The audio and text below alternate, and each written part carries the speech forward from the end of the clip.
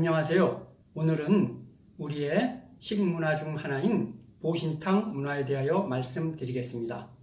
우리에게는 아직도 개고기를 먹는 보신탕 문화가 있습니다.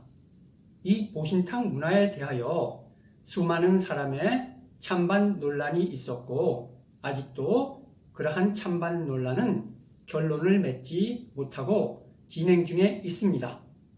그리고 점점 더 보신탕을 중지해야 한다는 여론이 힘을 얻어가고 있는 것도 사실이지만 여전히 많은 사람들이 개고기 먹는 것을 찬성하여 보신탕 문화를 옹호하고 있는 것도 사실입니다. 사실 이러한 논쟁은 단기간에 끝날 논쟁은 아닙니다. 그렇기 때문에 보신탕 금지론자들은 법을 제정해서라도 보신탕 문화를 단기간에 끝내려고 하고 있습니다. 보신탕 옹호론자들이 가장 먼저 또 가장 많이 내세우는 보신탕 옹호 이유 중에 하나가 보신탕은 우리의 식문화이며 전통이라는 것입니다. 우리 고유의 식문화인 보신탕이 외세의 압력에 의해서 사라져서는 안 된다는 것입니다. 우리의 전통 문화를 가지고 외국인들이 이러쿵저러쿵 한다는 것은 잘못된 일이라는 것입니다. 또한 문화와 전통은 지켜져야 하는 것이지 폐지되거나 버려지는 것이 아니다 라고 하는 논지입니다. 여기서 우리가 한번 우한 바이러스 사태를 돌아볼 필요가 있습니다. 사스나 메르스도 그렇고 이번에 발발한 우한 바이러스도 중국인들의 고유한 식습관에 기인한 것이라고 합니다. 물론 요즘에는 중국의 바이러스 연구기관에 의해서 처음 바이러스가 유출되어서 퍼졌다는 가설도 있기는 합니다.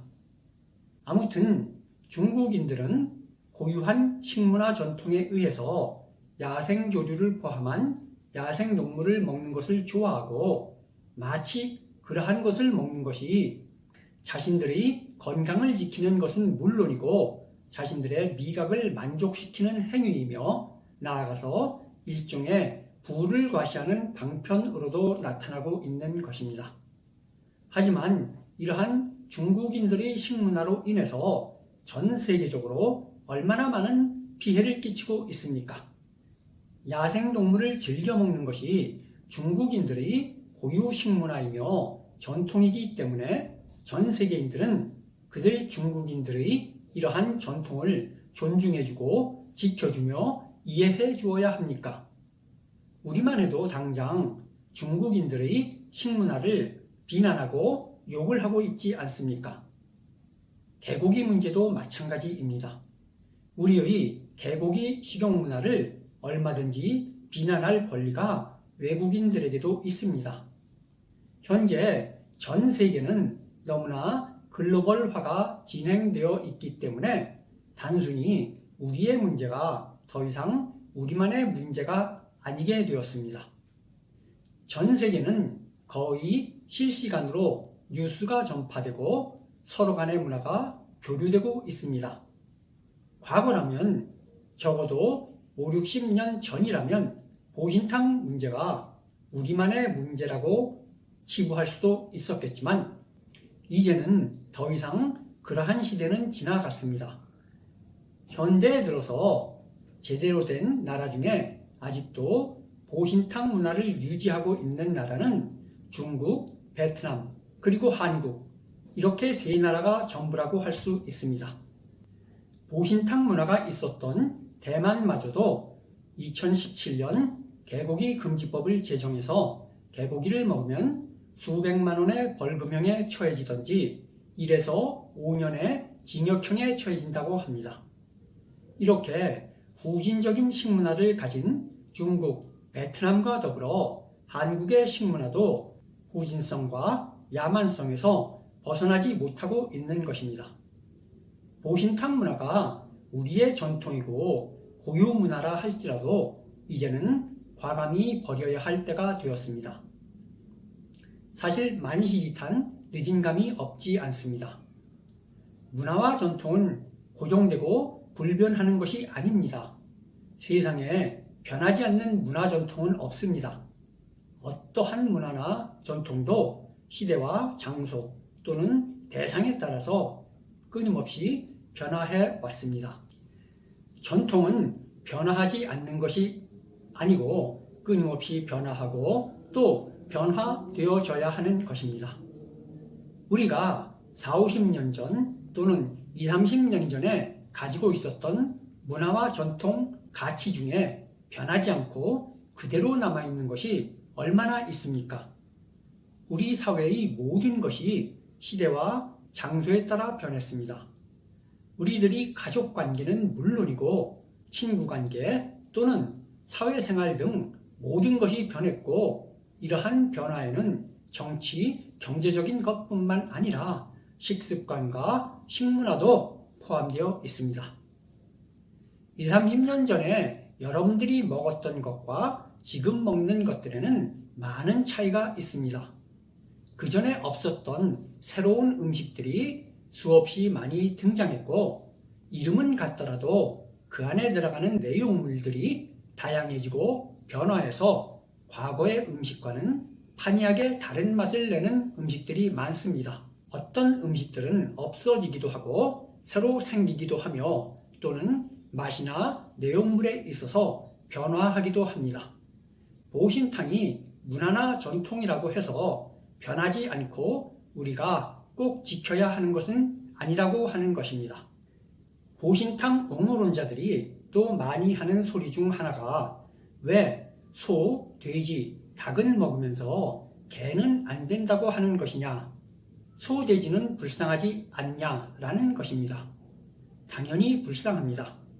그렇기 때문에 채식주의자가 전 세계적으로 점점 더 많아지고 있는 것입니다. 우리나라에서 채식을 한다는 것은 주로 건강을 위해서라는 개념이 있지만 사실 서구 사회에서의 채식주의자는 생명 존중이라는 사상이 그 밑바탕에 있습니다. 서구의 채식주의자는 모든 생명을 존중하고 귀하게 여기기 때문에 동물을 죽이는 것을 반대하고 그에 대한 실천으로서 채식을 고집하고 있는 것입니다. 보신탕 옹호론자들이 아직도 착각하고 있는 것이 개도 소나 돼지와 마찬가지로 모두 동물이기 때문에 같다라고 생각하는 것입니다. 그렇지 않습니다.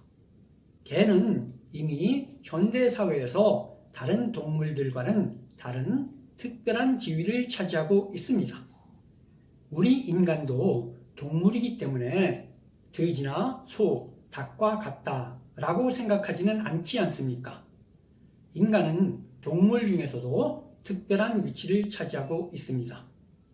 현대사회에 있어서 개도 마찬가지입니다. 현대사회에서 개가 소나 닭과 같은 위치에 있다라고 생각한다면 그것은 자신의 무지함을 드러내는 것이고 세계 시민의 일원으로서 소양이나 자격을 갖추고 있다라고 할 수 없습니다. 요즘에는 강아지를 반려동물이라고 칭하는데 사실 동물이라고 불리기 민망할 정도로 높은 위치를 차지하고 있는 것이 현실입니다. 서구 사회에 있어서 개는 이미 오래전에 가족의 구성원으로서의 위치를 차지하고 있습니다. 우리나라에서도 이러한 추세가 확대되고 있고 이미 애견인이 천만 시대가 되었다고 합니다. 개는 특별한 동물입니다. 이미 사람과 같은 위치를 차지하고 있습니다. 이것을 인정하지 못한다는 것은 자신의 야만성을 드러내는 것이나 마찬가지입니다. 소고기는 되는데 왜 개고기는 안 되냐라는 소리는 소고기는 되는데 왜 사람 고기는 안 되냐라고 하는 것과 마찬가지입니다. 사람도 동물이니 먹을 수도 있습니다. 식인 문화가 있었던 부족이나 시대도 있었습니다. 그러나 더 이상 식인 문화는 존재하지 않습니다.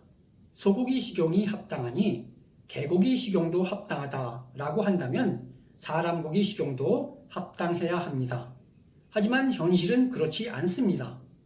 사람고기 식용이 합당하지 않은 것처럼 개고기 식용도 더 이상 합당하지 않게 된 것입니다. 글로벌 표준이라는 것이 있습니다. 지구를 아우르는 세계화로 인해서 전 세계적으로 통용되고 용납되는 기본적인 기준, 글로벌 표준이나 규범, 문화 등이 있습니다. 우리도 여기에 맞춰 나가야 합니다.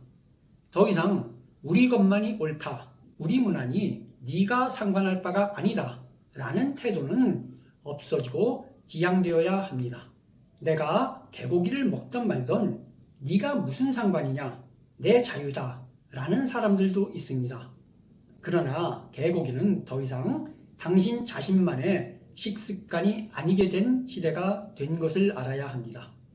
예전에는 가정폭력이 용인되었습니다. 폭력적인 가부장이 자신의 아내나 자식들을 때리면서 흔히 하는 말이 있습니다. 내가 내 자식, 내 마누라 패는데 네가 뭔 상관이냐? 내가 내 마누라, 내 자식 굶겨 죽이던 말던 네가 상관할 바가 아니다 라고 하였습니다. 우리 가족 간의 문제니 네가 더 이상 참견할 문제가 아니다 라는 것이죠. 하지만 이제는 이러한 가족 간의 폭력이 더 이상 개인적인 또는 한 가족 간의 문제가 아닌 그러한 시대가 되었습니다. 이제는 사회 전체가 나서서 가정폭력과 같은 가족 내 문제도 관여하는 그러한 시대가 된 것입니다. 개고기 식용도 마찬가지입니다. 개고기 식용은 더 이상 개인의 취향 문제가 아니라 사회 전체가 나서서 개입해야 할 문제가 된 것입니다. 오늘은 여기까지 하겠습니다. 고맙습니다. 구독해 주세요.